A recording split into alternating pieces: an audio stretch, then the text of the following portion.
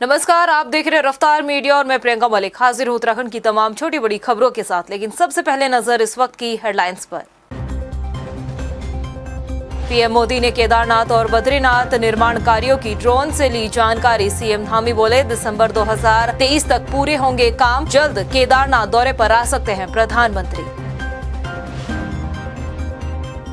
विधानसभा में बैकडोर से हुई नियुक्तियों पर सीएम धामी का बड़ा बयान। भर्तियों की जांच में अनियमितता पाए जाने पर निरस्त होंगी सभी नियुक्तियां। यूके SSSC पेपर लीक मामले में डीजीपी अशोक कुमार का बड़ा बयान। आखिरी पड़ाव पर घोटाले की जांच, गिरफ्तारियों पर लग सकता है विराम। और उत्तराखंड में 25 सितंबर तक कई जिलों में भारी बारिश का अलर्ट। प्रदेश भर में कई नेशनल हाईवे बाधित होने से जनजीवन प्रभावित, आपदा प्रबंधन विभाग सतर्क। हेडलाइंस के बाद बुलेटिन में खबरें विस्तार से। प्रधानमंत्री नरेंद्र मोदी ने केदारनाथ निर्माण कार्यों का वीडियो कॉन्फ्रेंसिंग के जरिए निरीक्षण किया है। सचिवालय में मुख्यमंत्री पुष्कर सिंह धामी, मुख्य सचिव डॉक्टर SS संधू और पर्यटन सलाहकार भास्कर खुल्बे भी वर्चुअली इस बैठक में शामिल हुए। मुख्यमंत्री पुष्कर सिंह धामी ने कहा कि प्रधानमंत्री नरेंद्र मोदी ने केदारनाथ और बद्रीनाथ दोनों धामों में चल रहे निर्माण कार्यों की जानकारी ली है और कार्य तेजी से चल रहा है। इसके साथ ही सीएम धामी ने कहा कि दिसंबर 2023 तक कार्य पूरा करने का लक्ष्य रखा गया है। उन्होंने कहा कि प्रधानमंत्री नरेंद्र मोदी जल्द ही केदारनाथ दौरे पर आ सकते हैं।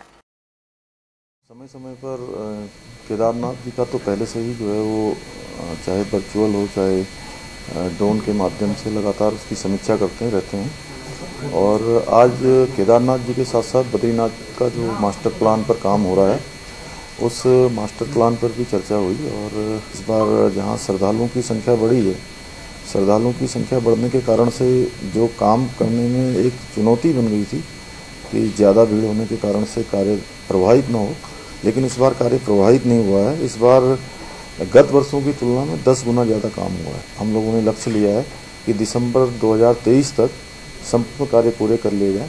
नहीं, प्रधानमंत्री जी को जो पहले के वीडियो थे और जो प्रेजेंटेशन थे वो सब उन्होंने आज देखे हैं। और जो मास्टर प्लान पर जितना काम अभी तक हो पाया है जो और आगे होना है उसकी जो स्टेप बाय स्टेप कामों की प्रगति है उसके बारे में। वहीं मुख्यमंत्री पुष्कर सिंह धामी ने दिल्ली दौरे के दौरान गृह मंत्री अमित शाह से मुलाकात की और इस दौरान उन्होंने कई मांगे उत्तराखंड को लेकर अमित शाह के सामने रखी। मुख्यमंत्री पुष्कर सिंह धामी का कहना है कि अमित शाह के साथ हुई बातचीत में उत्तराखंड पुलिस को आधुनिकीकरण बनाने के साथ ही कई अन्य मसलों पर भी बातचीत हुई है। पुलिस के जो हमारे यहाँ पर थाने हैं, चौकियाँ हैं, उनको काफ़ी पुरानी हो गई हैं। बहुत सारी जगह पर लगातार केंद्र के सहयोग से पहले से पैसा आता था, उसमें कुछ कमी भी हुई है। तो उनसे अनुरोध किया है कि क्योंकि पुलिस मॉडर्नाइजेशन के लिए हमको कुछ सहायता की आवश्यकता है। इसी के साथ साथ जो आपदा का है, आपदा में जहां देहरादून और इस बार टिहरी ज़िले में इसके आसपास और धारचूला में काफ़ी नुकसान हुआ है, उसके संबंध में मैंने उनसे अवगत कराया है और उनको कहा है कि जो आपदा प्रबंधन संस्थान और एक शोध केंद्र उत्तराखंड में जल्द से जल्द बनना चाहिए। उन्होंने आश्वस्त किया है कि इस दिशा में जरूर काम। वहीं उत्तराखंड विधानसभा में बैकडोर से हुई नियुक्तियों को लेकर मुख्यमंत्री पुष्कर सिंह धामी ने एक बड़ा बयान दिया है। सीएम धामी ने कहा कि अगर भर्तियों में घोटाला पाया जाता है तो सभी नियुक्तियां रद्द कर दी जाएगी, जिसके लिए विधानसभा अध्यक्ष रितु खंडूरी से भी वो पहले ही अनुरोध कर चुके हैं।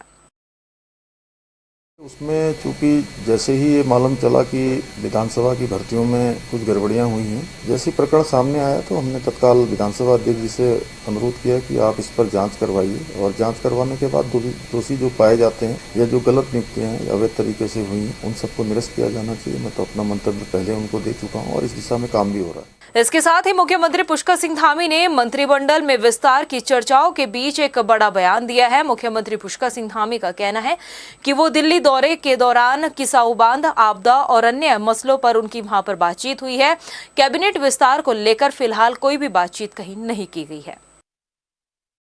अभी मंत्रिमंडल के बारे में बात नहीं हुई है, अभी आपदा के बारे में और जो हमारा पुलिस मॉडर्नाइजेशन है और किसाऊ डैम जो बनना है उसके संबंध में चर्चा। अभी मंत्रिमंडल के बारे में बात नहीं हुई है, अभी आपदा के बारे में और जो हमारा पुलिस मॉडर्नाइजेशन है और किसाऊ डैम जो बनना है उसके संबंध में चर्चा। इस साल उत्तराखंड में खेल महाकुंभ का आयोजन 2 अक्टूबर से शुरू होगा, जो 25 जनवरी तक चलेगा। खेल महाकुंभ का आयोजन न्याय, ब्लॉक, जिला और राज्य स्तर पर किया जाएगा। इस प्रतियोगिता में भाग ले रहे खिलाड़ियों का पंजीकरण निःशुल्क किया जाएगा। पंजीकरण ग्राम पंचायतों, प्राथमिक विद्यालय, जूनियर हाई स्कूल, माध्यमिक विद्यालय, इंटर कॉलेज, युवा कल्याण, खेल शिक्षा कार्यालयों में कराया जा सकता है। खेल मंत्री रेखा आर्य ने बताया कि खेल महाकुंभ में 2,25,000 खिलाड़ी प्रतिभाग करेंगे। साथ ही खिलाड़ियों का उनकी प्रतिभा को निखारने का खेल महाकुंभ एक बड़ा स्तर साबित हो सकता है। 2 अक्टूबर से हम लोग खेल महाकुंभ को शुभारंभ करने जा रहे हैं। ब्लॉक स्तर पे कौन सी तिथि से लेके कौन सी तिथि तक रहेगा और इसी प्रकार से जनपद स्तर पे, इसी प्रकार से राज्य स्तर पे। और मैं मानती हूँ कि इसमें लगभग 2.5 लाख हमारे बालक बालिकाएं इसमें प्रतिभाग करते हैं। यह पूर्णतः निःशुल्क इसमें पंजीकरण है और हमारी एक कोशिश और है कि जब इसका ये स्टेट स्तर पर आएगा तो माननीय मुख्यमंत्री जी और हमारे केंद्रीय मंत्री अनुराग ठाकुर जी जो खेल मंत्रालय देख रहे हैं उनको इसमें आमंत्रित करने का, और मैं समझती हूँ कि उस दिन जो है हमारे ऐसे बच्चे जो बिल्कुल न्याय पंचायत से आपके स्टेट लेवल तक पहुंचेंगे वो सम्मानित होंगे। और अब बात करते हैं भर्ती घोटाले की। पेपर लीक मामले में एक नया मोड़ सामने आया। UKSSC भर्ती धांधली पर डीजीपी अशोक कुमार ने कहा कि STF की जांच अंतिम दौर में चल रही है। पेपर लीक मामले में अब तक 41 आरोपियों की गिरफ्तारी हो चुकी है। साथ ही पुलिस ने 18 आरोपियों के खिलाफ चार्जशीट भी दाखिल कर दी है। वहीं वन दरोगा सचिवालय रक्षक भर्ती पर डीजीपी का कहना है कि 4 आरोपी पुलिस की हिरासत में हैं, जिनसे पूछताछ जारी है। इसके साथ ही उन्होंने बताया कि राज्य में साल 2015 में हुई पुलिस दरोगा भर्ती की जांच भी विजिलेंस कर रही है। विजिलेंस की जांच पर डीजीपी ने कहा कि पारदर्शी तरीके से जांच चल रही है और किसी भी दोषी को बख्शा नहीं जाएगा। देखिए, जो दो ऐसी विवेचनाएं हैं जिनमें अभी नया नया अरेस्टिंग शुरू हुआ है। आप देख सकते हैं, एक तो ऑनलाइन वन दरोगा भर्ती ऑनलाइन जो थी, और एक जो है 2016 वाला वीडियो वीपीडीओ, तो उसमें थोड़ा आगे और बढ़ेगा मामला भी। वो क्लोज की तरफ है, पर क्लोज नहीं हुआ है, वो क्लोज की तरफ है। और ये लोग अभी शुरुआत हुए हैं 2 नए केसेस, इनमें भी और संभावना है आगे बढ़ेगा मामला।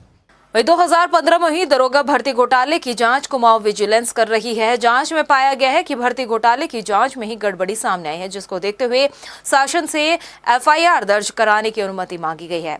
SP विजिलेंस प्रहलाद मीणा ने बताया कि इस भर्ती घोटाले की जांच में गड़बड़ी की बात सामने आने पर FIR दर्ज करने की अनुमति मांगी गई है। FIR दर्ज किए जाने के बाद धीरे धीरे जांच में उन सभी दरोगाओं के नाम सामने आएंगे जो गलत तरीके से भर्ती हुए हैं। प्रारंभिक तौर पे ये चीज़ STF की जांच में आई कि जो सब इंस्पेक्टर भर्ती है उसमें भी कुछ गड़बड़ हुई है और शासन के आदेश पे विजिलेंस सेक्टर हल्द्वानी को ये मामला सौंपा गया है।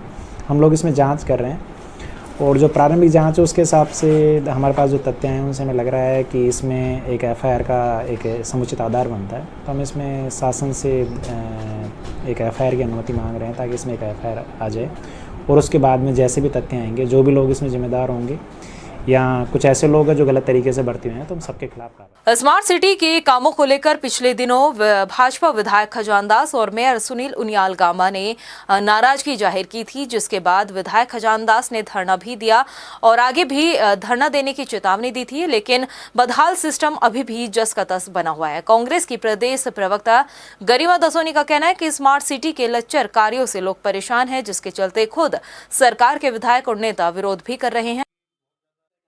दास जी जो हैं वो आंदोलन की या धरने की चेतावनी देते हैं, अधिकारियों को हड़काते हैं, धमकाते हैं स्मार्ट सिटी को लेकर।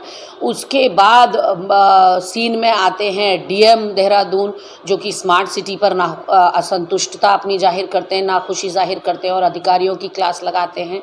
और आज मॉनसून के समय पर जिस तरह से जलभराव से पूरा शहर जूझ रहा है, ऐसे में मुझे लगता है कि नैतिकता के आधार पर अगर अधिकारी आपकी नहीं सुन रहे तो आपको इस्तीफा दे देना चाहिए। और अब बात करते हैं मौसम की। उत्तराखंड में बारिश का सिलसिला लगातार जारी है। 25 सितंबर तक प्रदेश के कई जिलों में भारी बारिश की आशंका जताई गई है। गढ़वाल और कुमाऊं मंडल में भी हल्की से मध्यम बारिश की संभावना है।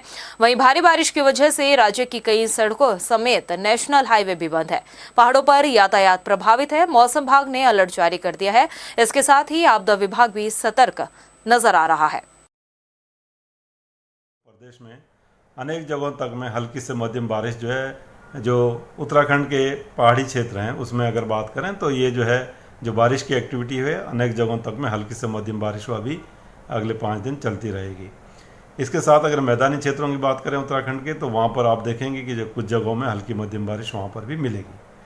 जहाँ तक भारी बारिश का सवाल है तो उसमें आप ये कह सकते हैं कि जो हमारा कुमाऊँ क्षेत्र है उसके जो पहाड़ी जनपदों में एका दुक्का स्थानों में, खासकर आपका बागेश्वर है, पिथौरागढ़ है, नैनीताल, बागेश्वर, चंपावत है, तो इन डिस्ट्रिक्ट्स में संभावना है कि एका दुक्का जगहों में अगले 3-4 दिन में जो है आप देखें कहीं कहीं पर हैवी रेन्स उनमें मिलने की संभावना है।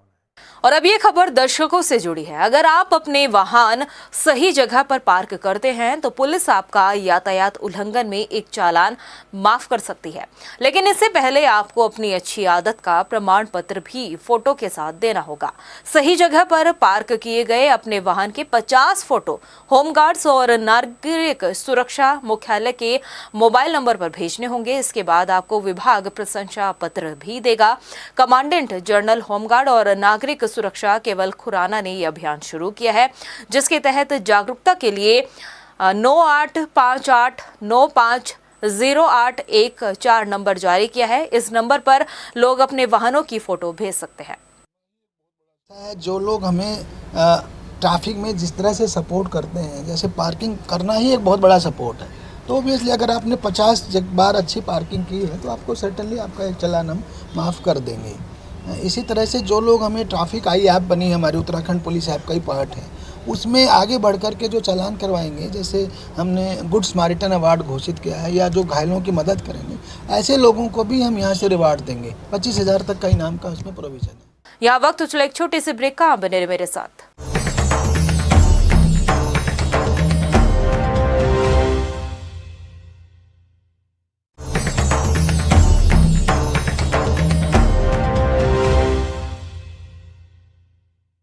केदारनाथ मंदिर की गर्भगृह की दीवारें अब स्वर्ण मंडित होंगी। शासन से परमिशन मिलने के बाद बद्रीनाथ केदारनाथ मंदिर समिति ने काम शुरू कर दिया है, लेकिन केदारनाथ धाम के तीर्थ पुरोहित मंदिर के भीतर सोने की परत लगाए जाने का विरोध कर रहे हैं। तीर्थ पुरोहितों का आरोप है कि मंदिर की पौराणिक परंपराओं के साथ खिलवाड़ किया जा रहा है। वहीं समिति के परंपराओं से छेड़छाड़ के जो आरोप लगाए गए हैं, समिति ने खारिज कर दिए हैं। ये रिपोर्ट देखिए।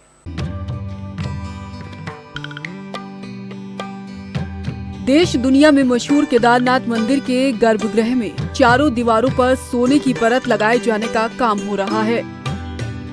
इससे पहले यहाँ चांदी की परत लगाई जा रही थी। महाराष्ट्र राज्य के एक दानी दाता की तरफ से मंदिर के भीतर लगने वाले सोने को दिया जा रहा है, लेकिन केदारनाथ धाम के तीर्थ पुरोहित मंदिर के भीतर सोने की परत लगाए जाने का विरोध कर रहे हैं। तीर्थ पुरोहितों का आरोप है कि मंदिर की पौराणिक परंपराओं के साथ खिलवाड़ किया जा रहा है।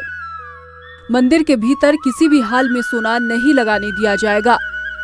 गर्भगृह में स्थित बाबा केदारनाथ का छत्र और जलहरी भी चांदी के ही हैं। यहाँ लगाई गई चांदी को भी 2017 में एक भक्त ने दान किया था। कुछ समय पहले महाराष्ट्र के दानी दाता यात्री केदारनाथ पहुंचे थे और उन्होंने चांदी की जगह पर सोने की परत लगाने की इच्छा जाहिर की थी, जिस पर बद्री केदार मंदिर समिति ने भी हामी भर दी थी। केदारनाथ के जो गर्भगृह में चांदी लगी हुई है उसको निकाल करके वहाँ सोना लगा रहे हैं, और ये परंपरा के बहुत ज्यादा विरोध है। सोना चांदी यहाँ पे नहीं लगाने देंगे, और वहाँ गर्भगृह में जो वो 4 स्तंभ हैं उनको आपकी नजरों में वो पिलर होंगे, आपकी नजरों में वो बिंब होंगे, लेकिन उन स्तंभों में भगवान विराजमान हैं, उनके अपने अस्तित्व हैं, अपने नाक कान हैं, और उनको ढकाया जा रहा है। ये परंपरा के बहुत ज्यादा विरोध है। यहाँ केदारनाथ में गर्भगृह में बिल्कुल भी छेड़खानी नहीं करने देंगे, और सोना किसी भी हाल में केदारनाथ में हम नहीं लगाने देंगे। किसी यात्री या सेठ जी ने या मंदिर समिति के द्वारा गर्भगृह के अंदर सोना लगाया जा रहा है, जबकि राजा परीक्षित द्वारा जो है कि कलयुग को बंदी बनाया गया था, तो कलयुग ने अपने को एक स्थान मांगा था सोना और चांदी, और ये मोक्ष धाम है। इस मोक्ष धाम के गर्भगृह में आप यदि कलयुग को बिठाएंगे तो कैसे आदमी को या यात्री को मोक्ष की प्राप्ति होगी। आप देख सकते हैं मोक्ष धाम के दरवाजे पर भी चांदी लगा हुआ है। ये हमारे सनातन धर्म के खिलाफ है। जहाँ तक उम्मीद है कि सारे हिंदू, हम सब लोग हिंदू को एक होना पड़ेगा और जागृत होना पड़ेगा। जो सोना लग रहा है इसका हमें पूर्ण से विरोध करना पड़ेगा। वहीं बद्री केदार मंदिर समिति के अध्यक्ष अजेंद्र अजय ने कहा कि केदारनाथ में जो भी काम हो रहे हैं वो नियमों के दायरे में हो रहे हैं, जिसका विरोध नहीं होना चाहिए। उन्होंने कहा कि दुनिया में बहुत से ऐसे धार्मिक स्थान हैं जो सोने से बने हुए हैं, उसमें चाहे दक्षिण भारत का सोने का मंदिर हो, अमृतसर में बना गोल्डन टेम्पल साहिब गुरुद्वारा हो। अगर उन जगहों पर सोने के काम किए जा सकते हैं तो फिर केदारनाथ धाम में गर्भगृह के भीतर सोने की परत क्यों नहीं लगाई जा सकती। मैं स्पष्ट करना चाहता हूं कि न वहां पर किसी प्रकार के ऐसे ड्रिल किया गया है। वहां पर पूर्व से ही पूरे गर्भगृह में चांदी की प्लेटें लगी हुई थी और चांदी की प्लेटें उखाड़ करके उनको निकाल करके उनके जगह पर हम सोने की प्लेट लगा रहे हैं। तो उसमें किसी प्रकार का हम कोई नया कार्य उसमें नहीं कर रहे हैं। और दूसरा मैं उसमें ये भी स्पष्ट करना चाहता हूँ कि कुछ मुट्ठी भर लोग अगर विरोध करें तो वो पूरे समाज का प्रतिनिधित्व नहीं माना जा सकता है, क्योंकि बड़ी संख्या में तीर्थ पुरोहितों ने उस कार्य की सराहना करी है और वो उस कार्य के लिए पूरी तरीके से सहयोग प्रदान कर रहे हैं। केदारनाथ धाम में तीर्थ पुरोहितों का विरोध अब सरकार के लिए चिंता का विषय भी बनता जा रहा है, क्योंकि केदारनाथ धाम की आस्था देश और दुनिया में बहुत ज्यादा है। ऐसे में शिव भक्तों के लिए तीर्थ पुरोहितों का ये विरोध परेशानी तो बनेगा ही, सरकार के लिए एक बड़ा चिंता का विषय भी बन सकता है। इसलिए जरूरी है कि सरकार इस समस्या का समाधान निकाले और तीर्थ पुरोहितों की नाराजगी को खत्म करे। रफ्तार मीडिया के लिए देहरादून से हिमांशु चौहान की रिपोर्ट।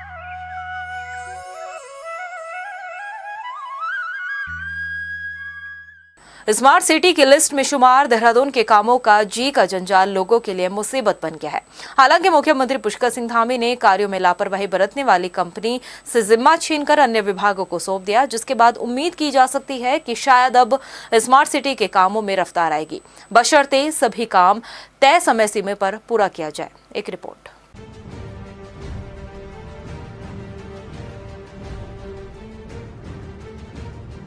राजधानी देहरादून को स्मार्ट सिटी बनाने के चक्कर में राजधानी की सूरत पर ऐसा दाग लगा कि जगह जगह सिर्फ गड्ढों से पटी सड़कों में भरा पानी ही पानी यहाँ के सौंदर्य पर बट्टा लगाने के लिए काफी है।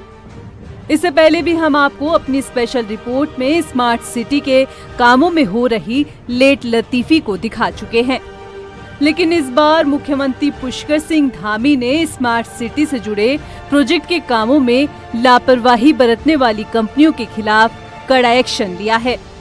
लापरवाही बरतने वाली कंपनियों से कामों का जिम्मा छीनकर अन्य विभागों को सौंपा गया है। लंबे समय से स्मार्ट सिटी को लेकर आप सब लोगों के द्वारा और आम जनता के द्वारा लगातार आ रहा है कि काम ठीक से नहीं हो रहा है। इसलिए वह कंपनी लंबे समय से काम कर रही थी, काफ़ी लंबे समय से। मेरे मुख्यमंत्री बनने से पहले से उस संस्था का चयन हुआ था, इसलिए हमने तय किया है कि अब जो काम पीडब्ल्यूडी करेगा, कुछ पीडब्ल्यूडी करेगा, कुछ जल निगम के लोग करेंगे और कुछ जो ड्रेनेज से संबंधित है वो सिंचाई विभाग के लोग काम करेंगे। जल्दी ही सबका उत्तरदायित्व फिक्स होने वाला है। अब स्मार्ट सिटी के कामों में जिम्मेवारी ब्रिज एंड रूफ कंपनी से छीन ली गई है, तो स्मार्ट सिटी प्रोजेक्ट की सीईओ सोनिका का कहना है कि सड़कों के कामकाज पीडब्ल्यूडी विभाग को दिए गए हैं, जबकि अन्य कामों का बंटवारा भी जल्दी किया जाएगा। तो वहीं स्मार्ट सिटी के कामों से तंग आ चुके लोगों को भी ये उम्मीद है कि शायद अब सुधार देखने को मिले। स्मार्ट रोड का जो मेन काम था, जिसका कि हमने जो कॉन्ट्रैक्ट है अभी कैंसिल करके पीडब्ल्यूडी को देने की बात हुई है, तो अब पीडब्ल्यूडी इसको टेकअप करेगी और कार्य की मॉनिटरिंग भी करेगी। सड़कों पे खड्डे हैं, कहीं भी सड़क दुरुस्त नहीं है, छज्जे हमारे टूटे हुए हैं, पानी दुकानों के अंदर जा रहा है। तो मतलब मुझे समझ नहीं आया कि अभी तक 3.5 सालों में काम सुचारू रूप से क्यों नहीं चल पा रहा और क्या वजह है कि इतना लंबे समय हो गया। और खाली मैं और भी कई जगह स्मार्ट सिटी का काम चल रहा है शहर में, लेकिन बाज़ार का इस तरीके का हाल, क्योंकि देखो बाज़ार में जो ग्राहक आता है वो उसे हर सुख सुविधा चाहिए तभी आएगा वो, नहीं तो वो आने का ही नहीं। तो बस अब इसके लिए तो मैं बहुत ज़्यादा, हमारा रोष भी है, व्यापार मंडल का भी रोष है और साथ में व्यापारियों का भी बहुत बड़ा रोष है। फाइनली मुख्यमंत्री पुष्कर सिंह धामी के कड़े एक्शन लेने के बाद इस बात की उम्मीद जागी है कि स्मार्ट सिटी प्रोजेक्ट के काम रफ्तार पकड़ेंगे और लोगों को भी होने वाली परेशानियों से निजात मिलेगी। लेकिन ये कब होगा, इसका जवाब फिलहाल किसी के पास नहीं है। रफ्तार मीडिया के लिए देहरादून से सुशांत सिंह की रिपोर्ट।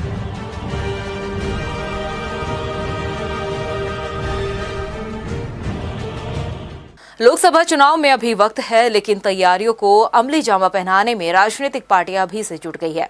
उत्तराखंड की 5 लोकसभा सीट पर चुनाव लड़ने के लिए बीजेपी जहां कांग्रेस से 2 कदम आगे है, तो कांग्रेस के लिए चुनाव की ये डगर किसी चुनौती से कम नहीं। सवाल ये है कि कांग्रेस लोकसभा चुनाव में युवाओं को मौका देगी या फिर अनुभव एक बार फिर से बाजी मारेगा। ये रिपोर्ट देखिए। 2024 का लोकसभा चुनाव जिसे आने में अभी काफी समय है, मगर लोकसभा चुनाव में जीत के लिए राजनीतिक दलों की तैयारियां अभी से शुरू हो चुकी है।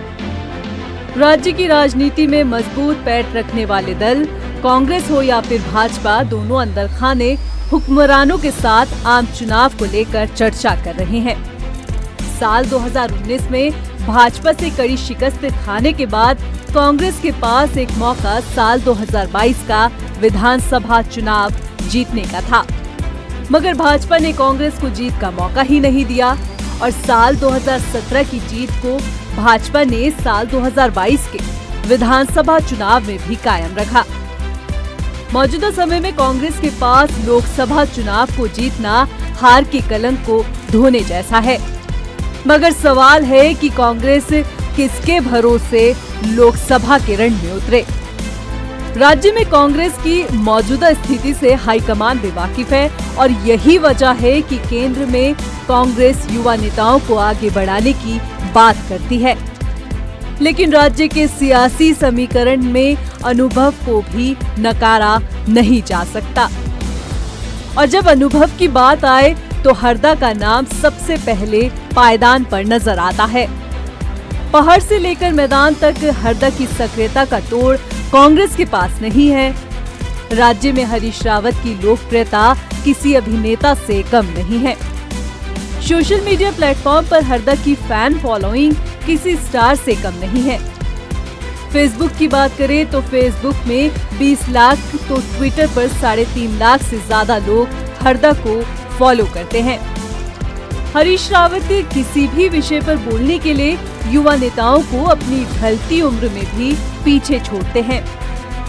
हाँ, ये भी नकारा नहीं जा सकता कि हरीश रावत लगातार चुनाव हारे हैं, लेकिन चुनाव में मुंह की खाने के बाद भी हरदा का मनोबल कम नहीं आंका जा सकता।